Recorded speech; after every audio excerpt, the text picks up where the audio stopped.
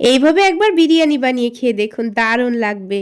প্রথমে ১ কেজি বাসমতি চাল ভালোভাবে ধুয়ে ভিজিয়ে রেখে সেই সময়ে মশলা গুঁড়ো করে নিয়েছি। আর তার সাথে সাথে কয়েকটা বড় বড় আলু মধ্যে থেকে কেটে লবণ হলুদ দিয়ে সেদ্ধ করতে দিয়ে দিয়েছি। এবার আমি এখানে 4টা ছোট সাইজের গাজর গ্রেট করে নিয়েছি, 2টো টমেটো কেটে নিয়েছি, আর কয়েকটা কাঁচামরিচ কেটেছি, তার সাথে ধনেপাতাও কেটে নিয়েছি। চালগুলো আমি 80% মতো সেদ্ধ করে নেব। আর সেদ্ধ করার সময় দিয়ে দিয়েছি তেজপাতা, কিছু গোটা গরম মশলা, লবণ আর অল্প করে একটু তেল। এবার কড়াইয়ের মধ্যে অল্প একটু সাদা তেলের মধ্যে ঘি দিয়েছি, দিয়ে পেঁয়াজ বেরেস্তা করে তুলে নিয়েছি। তার সাথে সাথে কাজু বাদাম কিশমিশও ভেজে তুলে নিয়েছি, আর আলুগুলোকেও লাল লাল করে ভেজে নিয়েছি। বাকি তেলের মধ্যেই টমেটো কুচি, স্বাদ মতো লবণ, হলুদের গুঁড়ো, কাঁচামরিচ দিয়ে একটু নাড়াচাড়া করে নিয়ে গ্রেট করা গাজর দিয়ে দিয়েছি। গাজরগুলোকে ভালো করে ভেজে নিয়ে দিয়ে দিয়েছি কাশ্মীরি রেড চিলি পাউডার, চিনি আর গুঁড়ো করা মশলা, ধনেপাতা কুচি আর আলুগুলো দিয়ে ভালোভাবে কষিয়ে অর্ধেকটা আলু তুলে নিয়েছি। এবার উপর থেকে অর্ধেকটা ভাত দিয়েছি, গুঁড়ো করা বিরিয়ানি মশলা, বাকি অর্ধেকটা আলু দিয়ে দিয়েছি। আর বাকি ভাতগুলো দেওয়ার পর আবারও বিরিয়ানি মশলাটা দিয়েছি, অল্প একটু কেওড়া জল, গোলাপ জল, দুধে ভেজানো কেশর, ভেজে রাখা কাজু কিশমিশ, ধনেপাতা কুচি, কাঁচামরিচ, পেঁয়াজ বেরেস্তা আর ওপর থেকে একটু ঘি ছড়িয়ে দিয়ে এটাকে আমি 15 মিনিট মতো দম দিয়ে নিয়েছি।